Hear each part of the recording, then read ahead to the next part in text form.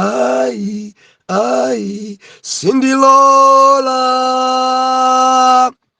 Ai, ai, sindilola. Ai, ai, sindilola. Sindilola zachibwana. Ai, ai, sindilola. Ai, ai, sindilola. Ai, ai, sindilola. Sindilola dinkanao. Ndikulandileni okondedwa omvera konse kumene muli.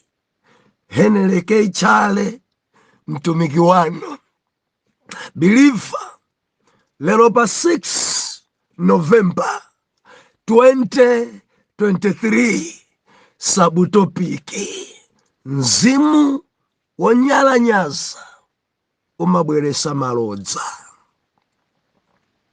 Mzimu wonyalanyaza believer umabweresa malodza.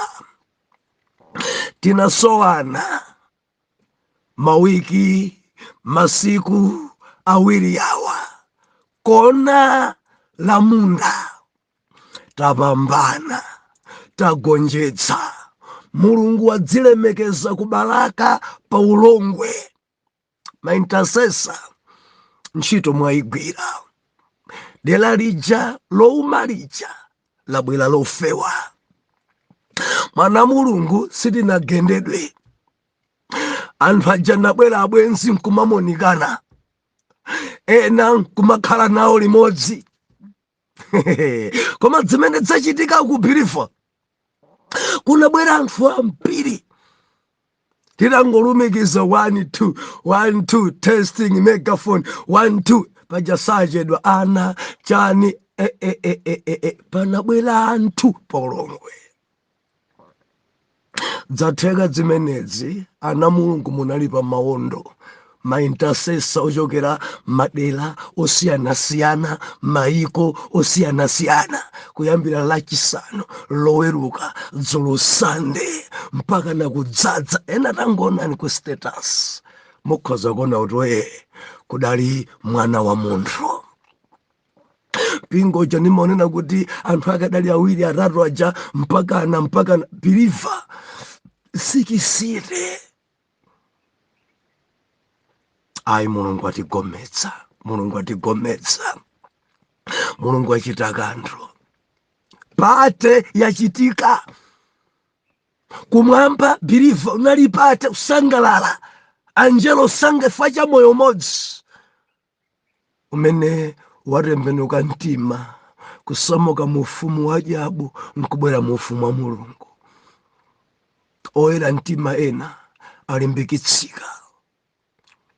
Nzosowa zimene zimaliva ngosowa kwambiri. Believer osatopa kukankhira kwakuya mpemphero kuti wiki ndi wiki miyoyo dzibwera kwa Ambuye. Tagonjetsa ife.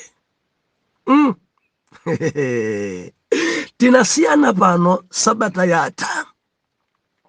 Ndimanena kuti pali anthu ena amene ali kunja kwa magulupu afuna tapangidwa adi. Ndi manambala wa anthu arumiza. Ndi ma settings yawo manambala awo ena osakulola kuti munthu apange adi koma arumizire linki. Ndi linkiyo siperekedwa mpaka na mutasintha ma setting ama phone anu. Ena simudapangidwebe adi mpaka na pano vuto ndinuyo. Ndichenjesenso matumizidwe ake tangopanga njira ya share contract. Imabwera ndi dzina kale. Koma mukangolemba nambala 1 2 3 4 namba anga ndi iyi. Kuti useve zikumarenga nthawi. Ndawo ndidandaulira kuti severawo magulupu omo. Idzibwera njira ya share za technology. Tafunsani ena ningatumize bwanji nambala yanga dzina italembedwa kale pompo. Suti muchita kulemba ndinu manambala anu aja mukangopanga share contract dzina imakhali pompo kale sizimachedwanso koma mutakonza ma settings. Sitikupereka linki pepani. Sabata yatha tinali pano. Chapter number 38. Nkhani yovuta kwambiri, nkhani yowawa. Tinali pano. Bwana Yuda atsikira apita mbali yosavomerezeka, kumene kwapita Yuda uku sidziuyendayo ndi offside mbali imeneyi, sidziulongosoka bilifa. Ndeti nayona ife sabata yatha kuti akulu yawawa akwatira mkazi dzina lake Yesuwa. M'banja limeneli Mulungu adapasa ana atatu amuna, Eli, Onani ndi Sela. Eli adakwatira mkazi dzina lake Tamara. Ndiye Bible linakuti adali woyipa kwambiri mkulu amene, adali woyipa. Ndiye Mulungu adampha. Ndeti manenefe sabata yatha kuti Mulungu uyuyu amapha uyu. Ndi Mulungu wodzala ndi chikondi, ndi Mulungu woyera kwambiri, ndi Mulungu amene sakwiya mwansanga, akakwiya sachedwa kukhululuka. Koma kanthawi kamene akwiyako, kanthawi kameneko kumachitika maliro. Believers anditsotse werenga bwino Bible yako. Adakwiya ndi Israeli. Kanthawi kamene adakwiyako kudali chipere, miyoyo ya mpiri idaluzika. Sachedwa kukhululuka. Akangokwiya iwe ndikupepesa, sachedwa kukhululuka. Sachedwa. Koma amanyansidwa ndi tchimo. Adampha Eli. Nde timana kuti miyambo ya Chiyuda anati munthu amwalira opanda mwana titenge ng'ono wake kuti autsire mbewu m'bale wake, dzina ache isafe. Sichokolo chimenechi. Zimiyambo zikuchitika pasi, ende zikuchitika kumunsi kotsikira, sizimayenda bwino. Ne Bible nena kuti Tamara adapasidwa mlamu wake. Mlamu azimayi ndilize kwerere dzina dzikanani. Mlamu wanu mkane ni mlamu wanu ni nyansirizi pada. Ndechi mlamu chinso chidali chobayizika, chimulamu chongovomereza koma usachita. Chidatenga mlamu wake nkulowana ipa bedi. Ndefe tinaona kuti Onani adatayira mbewu pansi. Ndiye Mulungu kuti adayipidwa naye adampha. Ndiye kwerere inalira. Tisamale dziko langa, tisamalire kwambiri. Mulungu dzimanyansa kutaya mbewu pansi. Nde nthawi yathu ino mchitidwe uwu ndi wafika pena, zafika pa wesi. Anthu andzimapepala dzotayira mbewu pansi, masturbation, dzotayira mbewu pansi. Mulungu dzimanyansa ende adzalanga. Chenjezo langa ngati mwakula kwatirani. Akazanu ali kutali ayitanitsani mukhale pafupi, chifukwa pali dzija wa dzina zosamveseseka pamaso pa Mulungu. Akazanga ali kutali, nanga ndichita bwanji ndikudzitetezera kuti ndisapange chigololo, ndimangopanga masturbation. Tamvera mchimodzimodzi ndi uchimo. Ayitaniseni akazanu, kapena pita ndikonko kwa akazanu, kapena kuti kwatirani. Jenjezenu anasukulu, musamale kwambiri. Zimanyansa Jehova zimenezi, zimamuyipira. Chinzimu cha masturbation out mudzina la Yesu. Munthu wankulukulu kumangochita zombwambwa. Izitu nzombwambwana zimamuyipira Mulungu izi. Kadzima kukomerani, tamverani. Jehova dzimamuyipira. Ngati dzimamuyipira Jehova sidzabwino dzichita. Chinzimu choyipa chinzimu chonyasa ana mulungu kuti samapange nawo zimenezi. Haleluya. Believer, lero tikunena kuti mzimu onyalanyaza umabweresa malodza. Tili pamene pabe pa 38. Mundole kuti tiwerenge limodzi kuyambira verse number 18 mpaka na 26. Verse 18 mpaka na 26. Genesis chapter number 28 verse number 18. Mawotsogolera Yuda ndi Tamara. Mpongozi achedu amene Yuda ndi Tamara. Verse number 18, Bible inena kuti ndipo iye anati, chikole chanji ndidzakupasa iwe? Ndipo mkazi anati, mphete yako ndi chingwe chako ndi ndodo ili m'dzanja lako. Haleluya. Ndipo anampasa izo nalowana naye. Ndipo mkaziyo anatenga pakati ndi iye. Ndipo mkazi anauka nachoka, navala chofunda chake, navala zovala zamasiye zake. Ndipo Yuda anatumiza kamwana kambuzi ndi m'dzanja la bwenzi lake mu Adulamu kuti alandire chikole pa dzanja la mkazi, koma sanampeza. Ndipo adafunsa muna apamenepo kuti ali kuti wadama uja anali pambali pa njira ya pa Enaimu. Ndipo iwo anati, panalibe wadama pano. Ndipo iye anabwera kwa Yuda nati, sindidampeza mkazi. Ndiponso amuna pamenepo anati, panalibe wadama pano. Ndipo Yuda adati, azilandire kuti tingachitidwe manyazi. Taona, ndinatumiza mwana uyu wambuzi, ndipo sanampeza iye. Ndipo panali itapita miyezi 3, anamuwuza Yuda kuti, Tamara mpongozi wako wachita chigololo. Ndiponso taona, ali ndi pakati ndi chigololocho. Ndipo Yuda anati, mumtulutse iye kuti amponye pa moto. Pamenepo anamtulutsa iye. Mkazi anatumiza kwa mpongozi wace kuti, ndi mamuna mwini izi ndatenga pakati.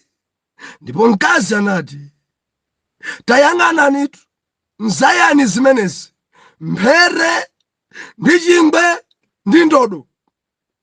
Ndipo Yuda anavomereza nati, akhale walungama opambana ine, chifukwa ine sindidampasa iye Sela mwana wanga wamamuna. Ndipo iye sanamdziwanso mkaziyo. Time pamenepa. Chinzimu chonyalanyaza chimabweresa malodza. Kunyalanyaza. Believer, dzochitika apadzi, Yuda unyalanyaza. According ndi zimiyambo zawo, Yuda aunyalanyaza. Adamulonjeza Tamara, koma Yuda adanyalanyaza. Adamuza kuti pita kwanu akakula Sela akakula ndidzakupasa khale mamuna wako. Yuda aunyalanyaza. Tamala adagwira mawu abongo zake. Tamala ankakhala bengero amasiye. Tamala ankayembekeza belonjezo. Tamala ankayembekeza kuti abongozi anena andipasasera dere sindikwatidwanso mtsikana osabala, mtsikana mwana osabwaridwa ausunga pangano. Abongozi anena kuti andipasasera. Koma bongoziwo nyalanyaza penapa kamantha kadagwira. Mwina nkutheka mwana yunso amupha, mwina nkutheka mwana yunso akumana nazo. Basi unyalanyaza dzaka dzikupita, unyalanyaza aramalira mkazi wake, aramapita kutimina kukasenga nkhosa. Tamala dadziwa, Tamala dauzidwa kuti Yuda kudusa pano. Tamala dachosa zovala za masiye, navala zovala ngati wopanda masiye, navala zovala ngati wadama. Zotsatira zake Tamala adagonana ndi abongo zake. Malodza awa ndi malodza awa. Dzuchitika padzi ndi malodza awa. Tamvani ana Mulungu, malodza. Tamala sintha zovala. Tamala sintha zovala za maliro. Tamala sakuoneka ngati mkazi wa maliro. Tamala sakuoneka ngati mkazi wa masiye.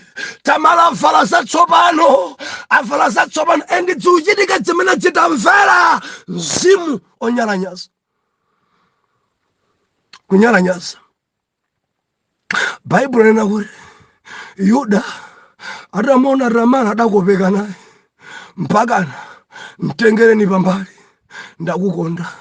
ndakukonda basi tiye pabedi, tiye tipange nyansi. Ndiye mzimayi akunena kuti undipasa chani? Timanena sabata yatha kuchajana kukudayamba kalekale. Siningalole ulere, undipasa chani? Ndiye mdalayu maso atafira, mthumba ndalama alibe.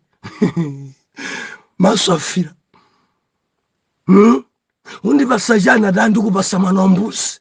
Ali kuti mwana wa mbuzi ali kuti ndikupasa badi no chikole. Mpase chikole kuno, undipase chikole kuti mwana wa mbuzi akabwera ndidzakupase zinthu zako. Yuda ndi chikole chachi chanji. Chikole chachi apase kuno zimene naso. Tamala undipase kuno mphete. Pase mphete. Si mphete yokha yayi komanso chingwe. Pase chingwecho. Si chingwe chokha, undipase sondodo yako. Zinthu zimene anthu amakudziwa naso kuti ndi zako, pase kuno. Kureku mulandu uwu Tamala uwina ali ndi dzima umboni zonse. Milandu ina itimagwanayo palibe chikole. Tamala kuti madala mandifuna adachaja ndati ndilibe ndidzakupasabe. Tamala kuti izizi sitimakongolana, izizi zilibe kuti balansi yanga nzovuta kulongosana kukumbusana pagulu. Pase chikole ngati ufuna kugonane nane. Madala awa chifukwa cha chinzimu choyipa pada. Bible nena kuti adapereka mphere, adapereka chingwe, adapereka ndodo ndi kugonana ndi mpongo zake. Malodza uchitikawa, malodza auchitika pa apirifa, malodza endi dziuchitika chifukwa cha chinzimu chonyalanyaza. Kunyalanyaza Bible nena kuti adapita kuphiri kuja, kutimina kuja, senga nkhosa zake. Adali ndi nzake dzina lache kuti Adulam. Adulam ndi adampasa mbuzi ichi kuti iwe tenga mbuzi ukampase mkazi uja amene gonana naye uja, tenga mbuzi. Ndiye m'bale uja adathamanga nayo mbuzi, kadaitenga pa njinga kapalasa, kadaitengera pa mthuthumula, kadali pa galera, kadachita kuisenza pa phewa, ulendo kukabweza ngongole ya pada.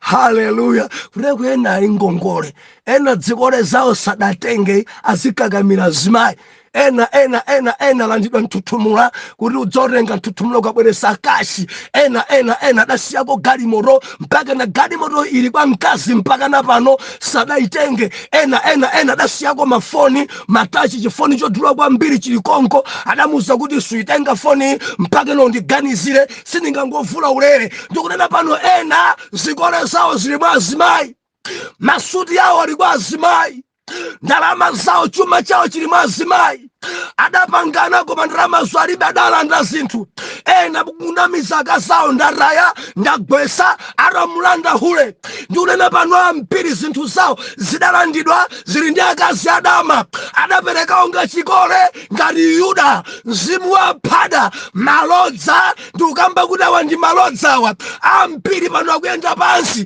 adalanda zimayi woyendayenda chifukwa chakuti adagonana nawo alibe kashi malodza ndikunena ndi azibambo angati akundivomereza busa kuti kuti ine zinthu zanga zina zili ndi mahule oh haleluya ndanena sabata yatha mkazi kupereka ndalama kwa mamuna masiku ano dziko yatembenuka kankuchepa kwa azibambo sindikudziwayo masiku ano dzikuchitika ndithu chilichonse upanga mzimayi kulipira tiye kunyanja kumtenga pa galimoto abwino galimoto ya mzimayi tiye kuno kumbisa kunjesa masiku onse 30 days chilichonse samba naye kunyanja kulipira maloja pamamba kwambiri kulipira kenako basapita undipesa haleluya dzikuchitika masiku ano koma kale mzibambo ndi amene amalipira ni mzibambo Bible nena kuti adapita mzake wa Yuda kukapereka chikole kuti akaisiye mbuzi adapeza Tamara asintha zovala sakuvalanso ngati hule atenga zovala zatsopano avala zamasiye zija adabwera m'baleyi mu Adulami adapeza Tamara atavala zamasiye ndi ali ndi mbuzi akuti kodi mamuonapo mkazi wadama wacha pano nzanga adagonana ndi wina wake pano wadama ndiye ndabwera kudzalipira eti kupanda manyazi kufunsa zibambo kodi mkazi wadama pano cha mamona nzanga uno wacha adagonana naye mbuzi ndibwera kudzalipira kuti adagonana adangompasa ndodo Tamara adaona sadayankhe kaya anzaje so azibambo na jana kwathu kuno kulibe wadama ya hule kuno kulibe ya mbale sikutaoni kuno kuti kuna hule kulibe adazungulira kuponda mbuzi funeka lipiridwe kuchigololo kupira idalipa pewa pake kapena panjinga akairi chamanyazi malodza pada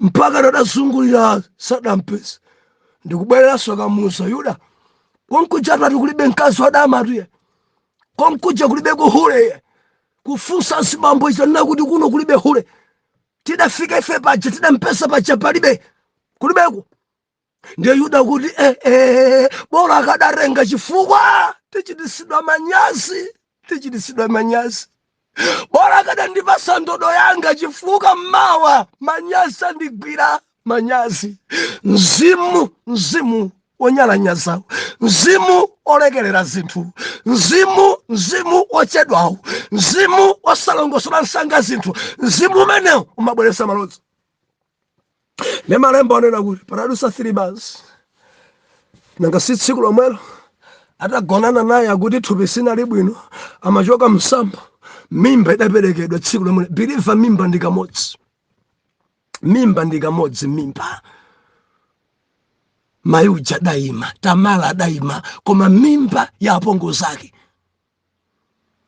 patapita 3 months mimba ijadaonekera sungaibise biliva mimba idaoneka nkhope ya Tamara kuti yamba kuya zisungu zambaoneka anthu adabwa naye mimba jambo fufuma ndipo lidapita kwa Yuda pongo zake nkauza kuti mpongo zanu mamuna achameda mwalira uja achita chigololo tinena pano ali ndi mimba ya miyezi 3. Bible nakuti pompo Yuda adari nzasavomerezeka, ine ndi Muyuda, ine ndi Muisraeli, iye uja ni mpongozi wa Chiisraeli, bwanji achita chigololo. Mudziwa chimene Yuda akunena? Akuti mupite mukangwire atulusidwe mponye pamoto. Angatenge mimba tikudikira mpase mwana wanga Sera, mponye ni pamoto asakreswa ndi moyo. Mponye ni pa masiku yawa mtsika norenga mimba yopanda mamuna bunobuno amangwira kumponya pamoto. Akadakhala lero tikupangabe kodi ndi atsikana ngati kumalawi kuno tikadaponya pamoto. Tikadaponya pamoto ana olo ana azi bishop tikadaponya pamoto. Ma intercessor tikadaponya pamoto. Mondivaka ikadakhala pano lamulo ikugwirabe mpaka napano tamverani. Ampira kadaponyedwa pamoto, asimayi ampira kadaponyedwa pamoto, asimayi ampiri kwawo kukadatha. Ndiye Yuda akuti muntuluse mudzi mukamponye pamoto, mukoleze moto afe pompo, mumponye pamoto. Chinsimayi chachigololo muchiponye pamoto, chinsimayi choyipa muchiponye pamoto. Ndiye tamala kuti atangwira kuti akamponye pamoto, atidikirani mukandipasira pongo zanga zinthu izi. Adatenga ndodo ija, ndikutenga chingwe chija, ndikutenga mphete ija, ndikutumiza kuna kuti mukauza pongoziwo zonadi ndachimwa ndachita chigololo, koma mwini yake zinthu izi ndamene ndipasa mimba. Pita nazo. Ndi amuna aja adapita nazo kwa Yuda. Mpongo zako atenga pakati ndi zona, koma ndipasa zinthu izi. Akuti mamuna mwini izi ndi amene mpasa mimba. Kurai kuti aponye onse. Mimba sibwera ndi munthu mmodzi, apapa kuti tiaponye onse. Abwana musake mwini ndodoyi, musake so mwini chingweyi, musake so mwini mpheteyi, onse wati agwire nyamatayo ndi ntsikanayo tikaponye pamoto. Yuda ataona ndodo yake, ataona chingwe chake, ataona mphete yake, malemba anena kuti olakwa ndine akhale olungama tamalayo, ndidachedwesa zinthu ndine, sindidampasa Sera. Olakwa ndine, mimba ndapereka ndine. Olakwa ndine, ndidagona ndi mpongo zanga. Olakwa ndine, malodza ndigwera, chinzimu chanyalanyaza chandipangisa gonana ndi mpongo zanga. Olakwa ndine, ndapereka mimba ndine. Olakwa ndine. Yuda vomereza, ndachimwa ndine, ndanyalanyaza ndine. Akhala olungama tamala ngati kuli kupempha nine, akhala olungama tamala ndachita phada indine, akhala olungama tamala ndanchedesera zinthu, akhala olungama tamala ndachita zoyipa ndineyo. Chinzimu chonyalanyaza chimabweresa malodza. Ndikunena ndi angati amene mwachedwesa zinthu dala zimene mwazinyalanyazazo mmawa zidzakuchitikirani za malodza, ende mudzachita manyazi chifukwa pa gulu anthu adzadziwa kuti ndodoyi ndi anu. Kunyalanyaza pali nkhani zina ku ofesiko simukuzendesa bwino, kunyalanyaza. Nkhani zina kutchalichiko sizikuyendabe mwangozi yang'ana, kunyalanyaza. Mzimu onyalanyaza tamverani, malodza adzachitika, mawa mudzachita manyazi chifukwa dziko adzazindikira mphere yanu. Kunyalanyaza ndikuti kunyalanyaza zotsatira zake malodza, mupha ulumiki ndi kunyalanyaza, muwononga banja lanu kunyalanyaza. Munaliti nkhani tina mbanja lanu simunakhale pasi ukambirana pano mmangonyalanyaza. Kodi simungalongosole zinthuzi? Chinzimu chonyalanyaza pa gulupu yanu pali chinzimu chonyalanyaza, ende chinzimu chimene chimmawa mudzachita manyazi chifukwa malodza amayitanisidwa ndi chinzimu chonyalanyaza. Ndikunena ndi angati mwana wanu adakusani chinthu china koma mudanyalanyaza. Ena antchito mmusi mwanu bwana adakusani kanthu mudanyalanyaza. Ena adanena komweko ndi ukamba komweko kuchiparalako adakusani bwana dokotala koma pano mudanyalanyaza. ena mudauzidwa ku polisi komweko ku usilikali mudanyalanyaza, ena dakuusani a headmaster mudalandira nkhani koma mudanyalanyaza. Tamverani, pachitika malodza, pachitika malodza ndi mudzachita manyazi.